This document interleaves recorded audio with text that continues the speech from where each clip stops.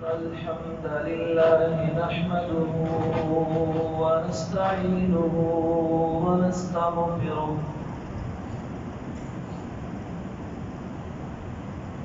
ونعوذ بالله من شرور أنفسنا ومن سيئات أعمالنا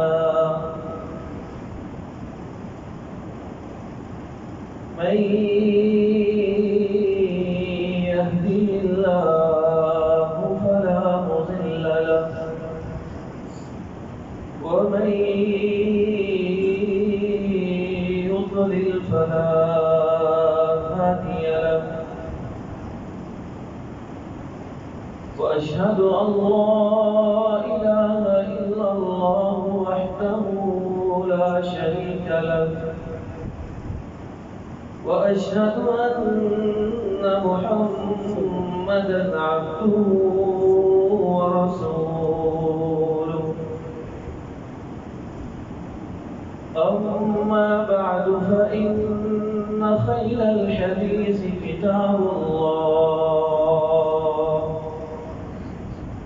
وخير الهدي هدي محمد صلى الله عليه وسلم وشر الأمور محدثاتها وكل محدثة بدعة وكل بدعة ضلالة وكل ضلالة في النار. أعوذ بالله من الشيطان الرجيم.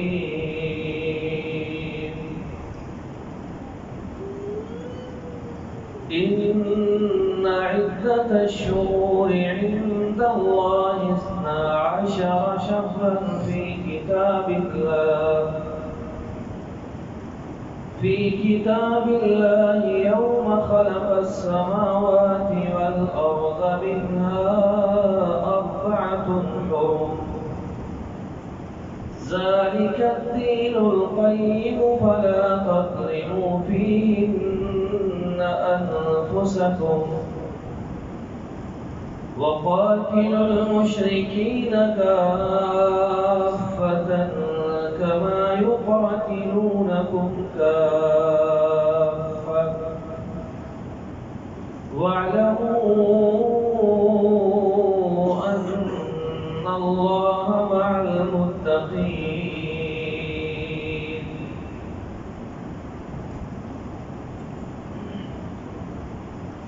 بے شک مہینوں کی تعداد اللہ کے ہاں 12 ہے. یہ اللہ کے ہاں لکھا ہوا ہے جس دن سے اس نے آسمانوں اور زمینوں کو پیدا کیا تھا. ان 12 سے 4 مہینے حرمت والے بڑے مقدس ہیں. یہ اللہ کا مضبوط فیصلہ اور دین ہے. تم ان 4 مہینوں میں اپنی جانوں پر ظلم نہ کیا کرو، لیکن کافروں سے سب مل کر پورے لڑو جیسے وہ تم سے مل کر لڑتے ہیں، اور یقین کرو کہ اللہ اپنے ڈرنے والے بندوں کے ساتھ ہوتا ہے.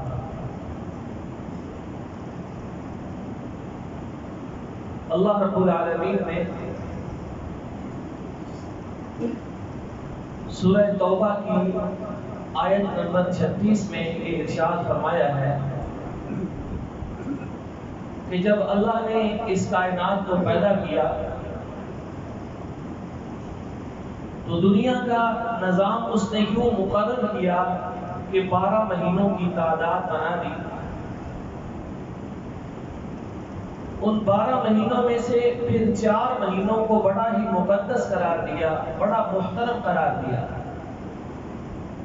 کیوں قرار دیا؟ یہ اللہ کا فیصلہ ہے، ہم اس کی وجہ نہیں جانتے.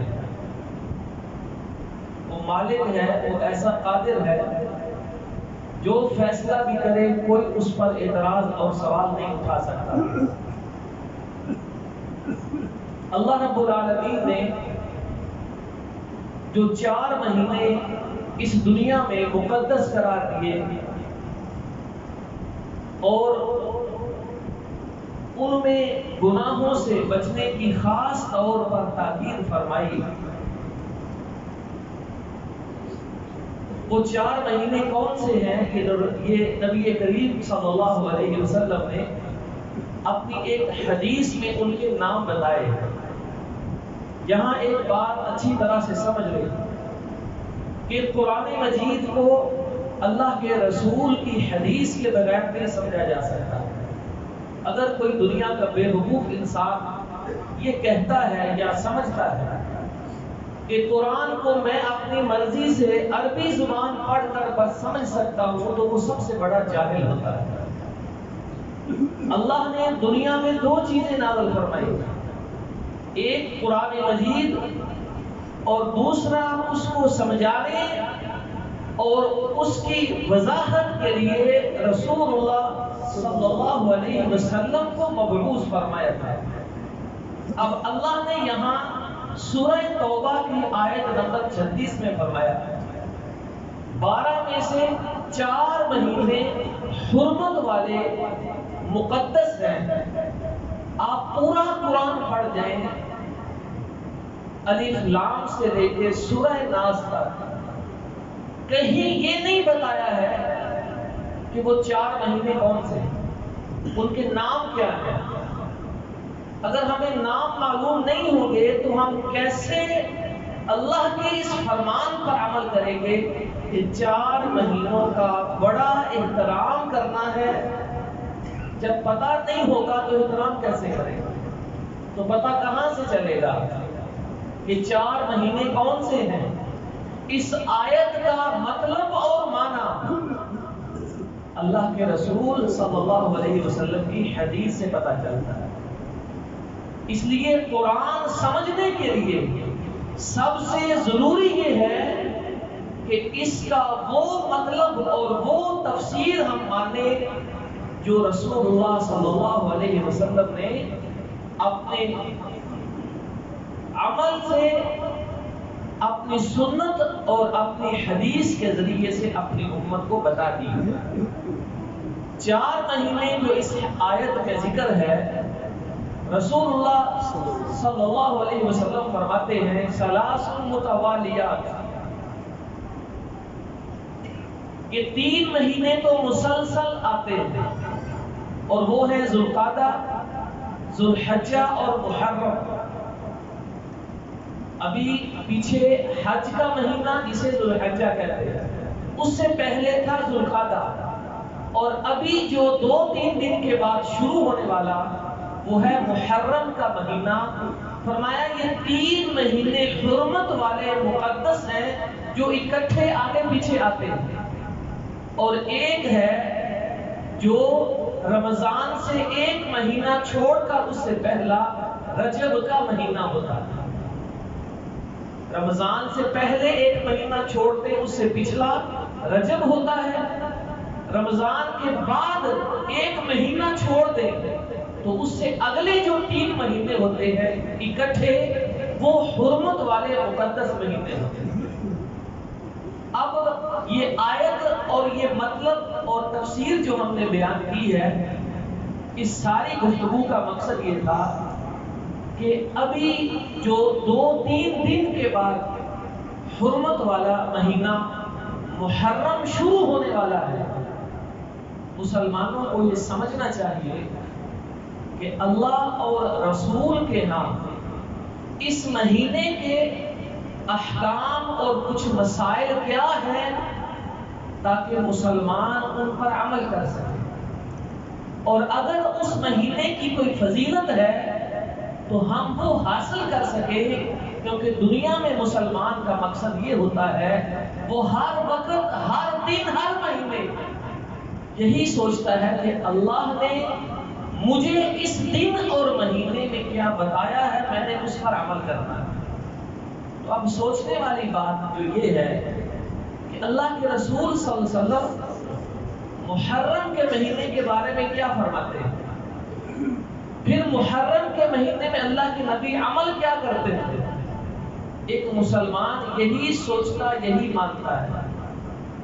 پھر ایک اگلی بات ہمیں یہ دیکھنی چاہیے کہ محرم کے مہینے میں اللہ اور اس کے رسول کیا فرماتے ہیں؟ کیا آج کا مسلمان اللہ کے رسول کے مطابق یہ مہینہ گزارتا ہے کہ اپنی مرضی کے مطابق گزارتا ہے؟ سب سے پہلی بات یہ دیکھیں کہ جو محرم کا مہینہ ہے اس کی ایک فضیلت تو آپ نے سنی کہ بڑا مقدس ہے، بڑا محترم ہے۔ دوسری فضیلت جو رسول اللہ صلی اللہ علیہ وسلم نے ارشاد فرمائی ہے، ایک حدیث میں فرمایا افضل الصیام بعد رمضان شہر اللہ المحرم، رمضان کے بعد جس مہینے کے روزوں کا سب سے زیادہ ثواب ہوتا ہے وہ محرم کا مہینہ ہے۔ فرض روزے رمضان کے ہوتے ہیں، لیکن اس کے بعد اگر یہ پوچھا جائے کہ کس مہینے میں روزہ رکھنے سے اللہ زیادہ خوش ہوتے ہیں، اللہ زیادہ راضی ہوتے ہیں، تو نبی کریم علیہ السلام نے فرمایا شہر اللہ المحرم، وہ اللہ کا مہینہ محرم۔ اس میں دو باتیں بتائی گئی، 12 کے 12 مہینے اللہ نے بنائے ہیں، اللہ کے مہینے ہیں، لیکن خاص طور پر محرم کے بارے میں فرمایا شہر اللہ، یہ اللہ کا مہینہ ہے۔ مقصد کیا ہے کہ اس کی فضیلت کو تم نے حاصل کرنا ہے۔ دیکھیں دنیا میں ہر مسجد بیت اللہ ہے، اللہ کا گھر ہے، لیکن کبھی کسی مسجد کو ہم بیت اللہ نہیں کہتے۔ بیت اللہ صرف ایک مسجد کو کہتے ہیں جو خانہ کعبہ ہے۔ اس کی وجہ کیا ہے کہ اس کا نام لے کر اس کو بیت اللہ کہا گیا ہے کہ اللہ کا گھر، کیونکہ جتنی وہ فضیلت والی ہے دنیا میں اور کوئی مسجد بھی اتنی فضیلت والی نہیں ہوتی۔ تو اس طرح آپ سمجھیں کہ جتنا محرم کا مہینہ اللہ کا مہینہ ہے، جتنا یہ فضیلت والا ہے، باقی مہینے 30 دن اتنی فضیلت والے نہیں ہوتے۔ اور دوسری بات یہ فرمائی کہ اس مہینے میں روزہ رکھنے سے اللہ کے ہاں رمضان کے بعد سب سے زیادہ ثواب ملا جاتا ہے۔ اب یہ دونوں باتیں یاد رکھیے، پہلا کہ حرمت والا مہینہ محرم کو کس نے بنایا؟ اللہ نے بنایا، اور اس سے بڑی بات کب بنایا؟ جب کائنات کو پیدا کیا۔ اور تیسری بات کہ اس مہینے کی فضیلت کیا ہے کہ یہ اللہ کا مہینہ ہے، یہ 11 مہینوں میں سب سے زیادہ اللہ کو پسندیدہ مہینہ ہے۔ اور چوتھی بات یہ ہے کہ اس کی فضیلت کیسے حاصل کرنی ہے؟ فرمایا اس میں روزہ رکھ کر اس کی فضیلت کو حاصل کیا جا سکتا ہے۔ اور ایک خاص عمل جو اس مہینے کے بارے میں نبی کریم علیہ السلام نے بیان فرمایا وہ یہ کہ جب اللہ کے نبی صلی اللہ علیہ وسلم مکہ سے ہجرت فرما کر مدینہ تشریف لائے تو محرم کا مہینہ آیا، آپ نے دیکھا یہودی 10 محرم کو روزہ رکھتے تھے۔ آپ نے پوچھا یہ 10 محرم کو روزہ رکھتے ہیں، اس کا اتنا احترام کیوں کرتے ہیں؟ انہوں نے بتایا کہ 10 محرم کے دن اللہ نے فرعون کو غرق کیا تھا اور موسیٰ علیہ السلام اور ان کی امت کو نجات دی تھی، تو ہم شکرانے کے طور پر اس دن کا روزہ رکھتے ہیں۔ تو نبی کریم علیہ السلام نے فرمایا کہ موسیٰ تو ہمارا بھائی تھا، ہم تم سے زیادہ اس کے سگے ہیں، کیونکہ تم نے تو موسیٰ کا دین چھوڑ دیا ہوا ہے، تورات کو تم نہیں مانتے ہو، اللہ کی توحید کے تم منکر ہو چکے ہو اور عزیر کو اللہ کا بیٹا مانتے ہو، تمہارا موسیٰ سے کیا تعلق ہے؟ فرمایا ہم موسیٰ علیہ السلام کے زیادہ سگے ہیں۔ اعلان کر دیا کہ آج کے بعد ہم بھی 10 محرم کا روزہ رکھیں۔ اور ساتھ ہی اللہ کے رسول علیہ السلام نے فرمایا کہ جو شخص 10 محرم کے دن روزہ رکھے گا اللہ اس کے 1 سال کے گناہوں کو معاف فرمائے گا۔ اب اس بات کو ذرا اچھی طرح سے ذہن میں رکھیے گا کہ 10 محرم کو اللہ کے نبی کا عمل کیا تھا، صحابہ کرام کا عمل کیا تھا کہ وہ روزہ رکھا کرتے تھے۔ پھر آپ نے ساتھ ہی فرما دیا کہ دیکھو ہم نے یہودیوں جیسا کام نہیں کرنا کہ صرف 1 دن روزہ رکھنا، فرمایا اگلے سال ہم 9 محرم کا روزہ بھی رکھیں گے۔ تو اب سنت یہ ہے ہم مسلمانوں کے لیے کہ جو اس فضیلت کو حاصل کرنا چاہتا ہے کہ 10 محرم کا روزہ رکھا جائے تاکہ 1 سال کے گناہ معاف ہو جائیں، تو وہ 9 محرم کا بھی روزہ رکھے اور 10 محرم کا بھی روزہ رکھے۔ اور حضرت عبداللہ بن عباس صحابی رسول فرماتے ہیں 10 کے ساتھ 9 کا روزہ رکھ لو یا 10 کے ساتھ 11 محرم کا روزہ رکھ لو پھر بھی ٹھیک، یعنی اکیلے 10 کا نہیں رکھنا ہے، یہودیوں سے مشابہت نہیں کرنی، اس کے ساتھ 1 دن پہلے روزہ رکھنا ہے یا اس کے ساتھ 1 دن بعد میں روزہ رکھنا ہے۔ تو اس کا ثواب کیا ہے؟ فرمایا اللہ ایسے بندے کے 1 سال جو گزشتہ ہے اس کے گناہ معاف کرتا ہے۔ اب یہ 5 کام دیکھیے ذرا جو ابھی میں نے آپ کے سامنے گنوائے، اور ایک چھٹی بات کی ہے وہ یہ کہ مسلمانوں کا جو تاریخ والا کیلنڈر ہے یعنی اسلامی سال ہے وہ محرم سے شروع ہوتا ہے، یعنی اسلامی کیلنڈر کا پہلا مہینہ محرم ہوتا ہے، جیسے انگریزی سال کا پہلا مہینہ جنوری ہوتا ہے۔ تو یہ محرم سال کا پہلا مہینہ یہ حضرت عمر فاروق رضی اللہ تعالی عنہ اور ان کے ساتھ حضرت علی، حضرت عثمان، ان صحابہ کرام نے اس کو مقرر کیا۔ تو اب یہ مسلمانوں کو معلوم ہونا چاہیے کہ اسلامی کیلنڈر کا پہلا مہینہ کون سا ہوتا ہے، دوسرا کون سا ہوتا ہے۔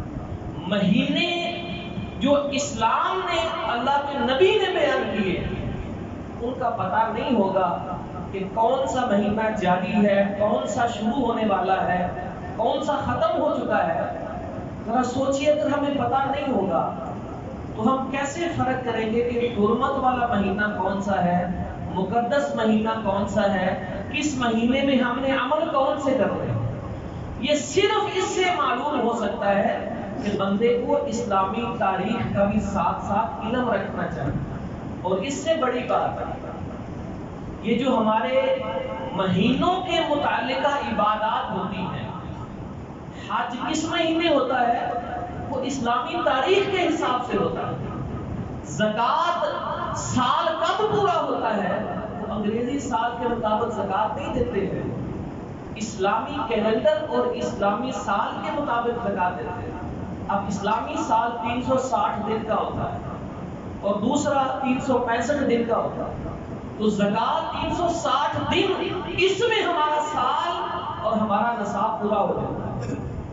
ایسے ہی ایک بیوہ جس کا خامند فوت ہو جائے اس کی عدت کتنی ہے؟ 4 مہینے 10 دن۔ یہ کون سے مہینے ہوتے ہیں؟ انگریزی مہینوں کے مطابق دن پورے نہیں کرتے ہیں، یہ تو خلاف شریعت ہو جائے گی۔ جس دن خامند فوت ہو جائے اس دن سے 4 مہینے 10 دن یہ اسلامی مہینوں کے مطابق تعداد اور گنتی پوری کریں۔ اب انگریزی مہینہ تو 31 دن کا بھی ہوتا ہے، اسلامی مہینہ 31 دن کا نہیں ہوتا ہے، وہ 29 یا 30 دن کا ہوتا ہے۔ تو اب ایک بیوہ عورت جب عدت گزار رہی ہے، اسلامی مہینہ اگر اس میں 29 دن کا آ گیا تو وہ دن کم ہو جاتے ہیں۔ اس لیے میرے بھائیوں ہم مسلمانوں کو، ہمارے بچوں کو، ہماری خواتین کو، ہمارے گھروں میں، ہمارے اسکولوں میں، ہمارے اداروں میں اگر دنیا کا نظام چلانے کے لیے انگریزی تاریخ کو رکھا جاتا ہے تو اسلامی عبادات اور احکامات پر عمل کرنے کے لیے اسلامی مہینوں اور کیلنڈر اور تاریخ کا بھی ہمیں علم ضرور رکھنا چاہیے۔ تو اب یہ ساری باتیں سننے کے بعد آخری بات، ابھی آپ نے دیکھا محرم کے مہینے کی یہ فضیلت ہے، اللہ کے نبی صحابہ کرام اس مہینے میں یہ کام کرتے ہیں۔ اب آپ ذرا یہ سوچئے کہ آج کے مسلمان محرم کے مہینے میں کیا کرتے ہیں۔ سب سے پہلے یہ دیکھیے اپنے گھر میں، اپنے محلے میں، اپنے دوستوں میں کتنے لوگ ہیں جو اس مہینے کو کبھی کبھی روزے کی حالت میں گزارتے ہیں۔ کتنے لوگ ہوں گے؟ بہت کم ہوں گے، شاید ہوتے ہی نہیں۔ یعنی جو عبادت اللہ کے نبی نے اس مہینے میں بتائی تھی وہ کوئی نہیں کرتا ہے۔ فرمایا رمضان کے بعد سب سے زیادہ ثواب محرم کے مہینے میں روزے رکھنے کا ہوتا ہے۔ کون رکھتا ہے؟ نہ خود رکھتے ہیں، نہ اپنے بچوں کو سکھاتے ہیں کہ یہ ہمارا دین ہے۔ تو بچے کیسے پڑھیں گے کہ اللہ کا دین کیا ہے؟ عمل ہوتا دیکھیں بچے، اس سے بھی سیکھ جاتے ہیں۔ اپنے معاشرے میں دیکھیں کہ 10 محرم کے دن اللہ کے نبی نے فرمایا 1 سال روزہ رکھنے کا ثواب ہوتا ہے۔ 10 محرم کو کتنے مسلمان روزہ رکھتے ہیں؟ روزہ رکھتے ہیں کہ کھاتے پیتے ہیں؟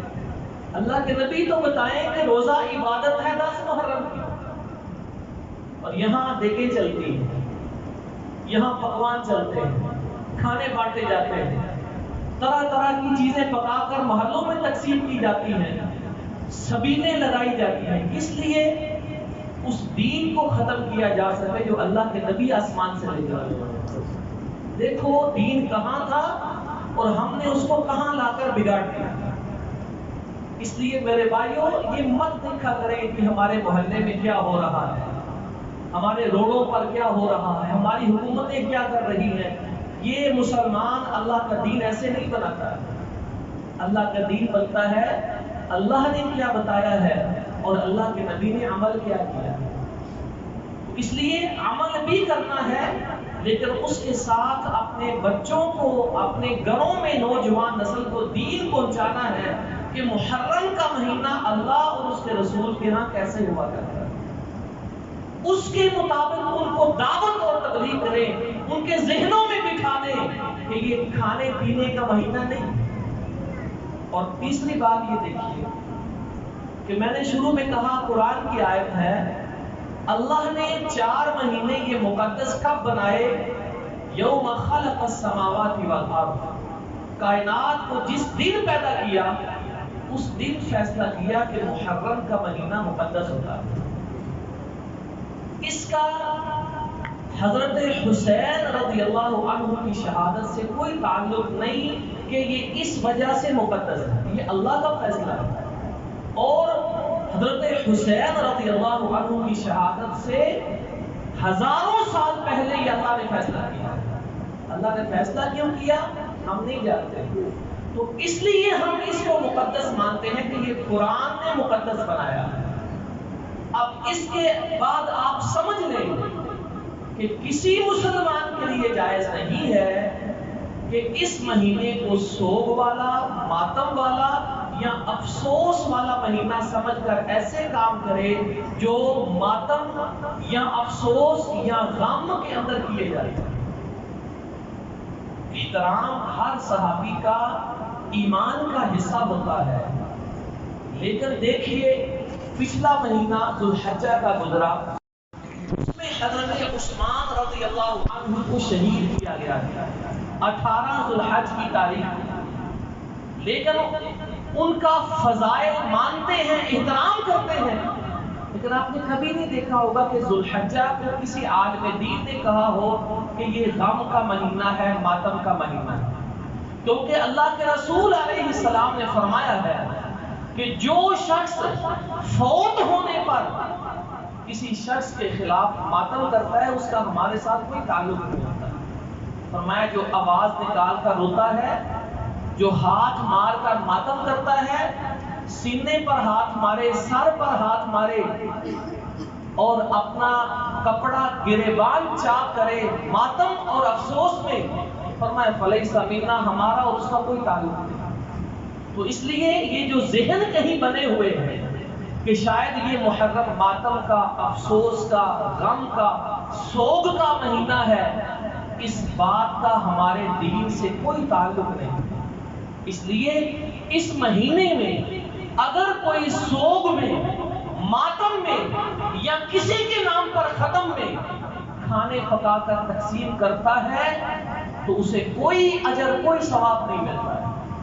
ایسے کھانے لے کر کھانا درست نہیں ہے، ایسی دعوتوں میں، ایسی مجلسوں میں جانا یہ بھی درست نہیں ہے، کیونکہ اللہ کہتے ہیں کہ جو وہاں جاتا اور بیٹھتا ہے وہ بھی ویسا کرنے والوں جیسا ہو جاتا ہے، اور ہم اس کو ویسا ہی سمجھتے ہیں۔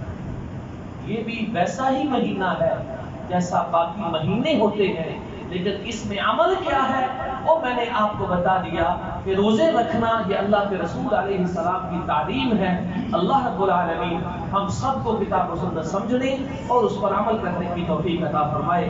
وآخر دعوانا الحمدللہ رب العالمین۔